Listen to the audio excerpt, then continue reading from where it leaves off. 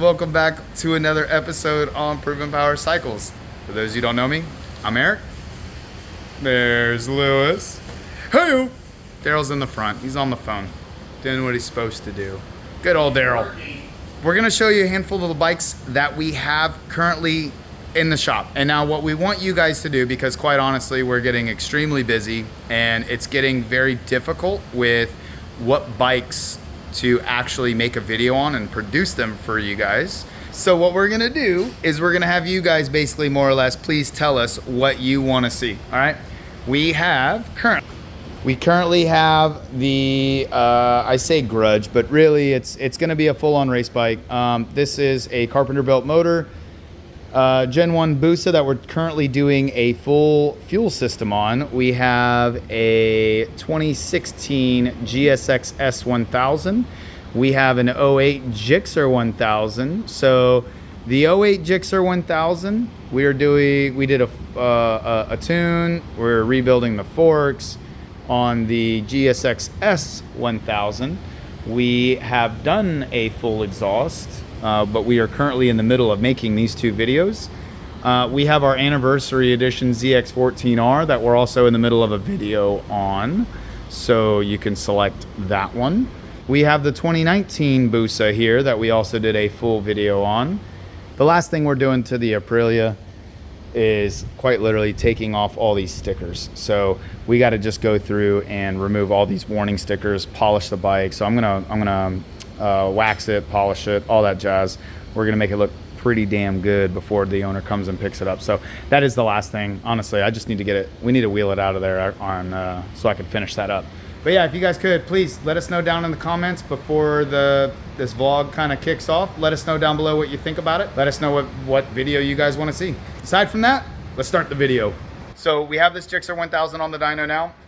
He's actually here for a diagnostic issue. We're making a full video on this one on our YouTube, so you guys be on the lookout for this video. It's probably going to take us a little bit of time depending on what the issue is. We haven't ran it yet, but that one's here for diagnostics. And as you guys already know, we have the anniversary edition ZX14R. This one's going to undergo some pretty massive changes as well. Very excited. This thing only has 4 miles on it. It came in with 1 mile. And we baselined the bike, and now it's up to 4 miles. So he has more dyno miles than street miles. And I'll give credit to Daryl on that one. Daryl threw that one out, and I was like, oh, that's pretty funny.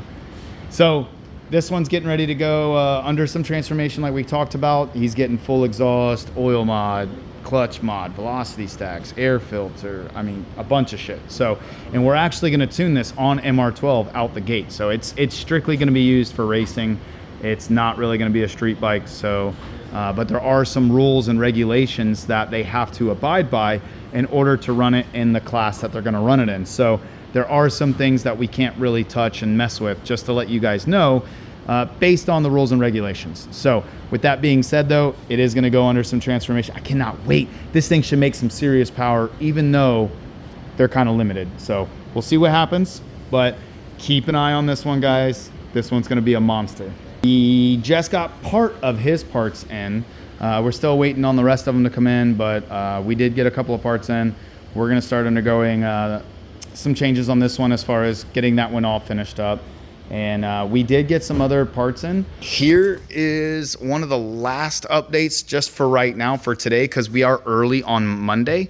But we got the new casing in for the ZX14R motor. That the casing was all broken internally. The cylinder walls were all damaged on the motor. If you guys watch the video, you can see where all the damage occurred. It was pretty massive, and needless to say, the casing wasn't salvageable. It would have been a ton of work, more money than really what it was worth, and just to swap the casing out. So we got the new casing. We have the other crank. So we got the new crank. We got the new casing. We just need to start putting it all together now. And we have the bearings, so we can at least get the crank in the new motor. Now we are still waiting for the new rod, the new piston rings, and there's a few other things we're waiting on. So we do have that going on. The LSR bike, the land speed bike that we've been putting together, we just got notification that the max ECU shipped, so that is on its way. We have the motor, we got the bike, we got the frame, and the last thing that we need to really go do is pick up the turbo kit and then have the turbo kit, the charge piping modified for the new setup. So we have to go pick all that up. We got to get the motor in the frame. There is a ton of work to do on that bike. So we're still waiting on the max ECU with the wiring harness. And we also got to put the new injectors in as well. So we have a new fuel system, new injectors, all that jazz that's going in there too. So we kind of want to prep the motor with the wiring a little bit before we put it in there. So for those of you who've worked on a ZX14R, on the OEM harness, you have these quick disconnects where you can route the harness, the main harness, through the frame, and it's not a big deal because you have these quick disconnects that plug and unplug when you go to install the motor. There's only like one or two, the wiring that you have to run through the frame, and that's it. When you go to the full standalone ECU, that's not how it works anymore. You know, most of the time you don't have these quick disconnects. So you got to route everything first and then kind of put the motor up, or put the motor up simultaneously while you're doing it. So it's a little bit more of a task, but it's doable. There's a lot less wiring to worry about, so it's going to be a little easier to route the harness, but still a little bit of a chore, just to let you guys know. So that's kind of why we're waiting on some of these things. And we also have other work going on right now. So we have all of that going on, and we're also waiting again today. So today is Memorial Day. We're here for a little bit. We're only going to be here for a few hours today, and then we're going to take off. But so nothing's really getting shipped today or done today. So for the most part, we're doing this. We have a super stock bike that's going to be coming in. They're going to be running in the XD8 class here soon, the super stock XD8 class. So they're going to be here later today. We're going to be doing a tune on that bike, and like we said, we have some other bikes going on, but for the most part, that's the biggies for today. We have a little CB650RN for an ECU flash and dyno tune. These are pretty cool bikes. So this thing looks pretty tough. I'm kind of digging it. Yeah, I'm kind of digging it. Quick, guys. So literally the guy just came in. We just got it all loaded up on the dyno, and we're getting ready to take it all apart to start basically getting it hooked up to tune. Do a baseline and everything. He's got a full Akrapovic exhaust. We got some Metzlick tires. Nice little setup, man. And also he's gutted this exhaust all out. There's really nothing in there. So it's pretty loud, honestly. It's basically straight pipe with no packing now. And inline 4, I mean, it should make some damn good power. So I think I've only tuned maybe one or two of these before, so this will be interesting to do another one, and it's a newer one, so it'll be very, very interesting to get this thing all back. Let's see, what year is it? Yeah, it's a 2019. It's a 2019 CB650R made by Honda. Really cool retro bike. I'm really digging it, honestly. I like these bikes. They look pretty sharp. So, but we got that going on. We got Lewis over here. He just got done finishing up this clutch mod on the 2024 ZX14R. We've done the clutch mod, oiling mods. We're getting ready to install the exhaust. So there's definitely some more stuff to do. So what else do we got to do here, Lewis? Wheel bearings. Well, so we got clutch. Or the clutch is done. Got to put the exhaust up. Once the exhaust is up, I think I'm gonna move on to doing the block off plates, the air filter. And the adjustable link and the kickstand. Yep, kickstand links, that's right. Then we got the chain. Yep, the chain. We got wheel bearings. Velocity stacks. Yep, we have the velocity stacks in there. Once we pull the bike back off the lift, I gotta do the wheel bearings and forks. Oh yeah, so this particular bike, we are actually gonna lower the forks internally. So for those of you who don't really know, I also cut forks. We've been experimenting, I should say, with cut forks. We've done about 5 sets now, and everyone has come back with positive results. We haven't had any complaints. Everyone said they like the feel. Everything is going well with it. So we're gonna push that product here soon. We're gonna learn a little bit more, a little bit more about it, and then start pushing those products a little bit harder. But regardless, this one in particular, he's just got an internal. We're gonna swap the springs out, and we're gonna drop the bike internally with those springs, and see how much lower we can get. I'm not sure what springs he got yet. Everything is boxed up. We're gonna unbox it and then go through all of that stuff. But like Lewis already said, we got a handful of other things that we need to get done on the bike before we pull it off the lift so that we can do those front forks. We're still having some starting issues with this guy, but admittedly, we do need a new battery. We did try to jump it real quick, and I need to clear the error codes out before we try again. So we're gonna do that here on the MT-09 soon. We have enough parts to at least fire it up or try to fire it up, so we're gonna go through and test it again. Still waiting on pieces on these bad boys. Owner said he was going to bring them. We're still waiting on them, and we're going to do a full video on this bike once he all comes in and everything. But we're still waiting on some pieces. There's a ton of parts that go into these inner hubs on the rear wheel.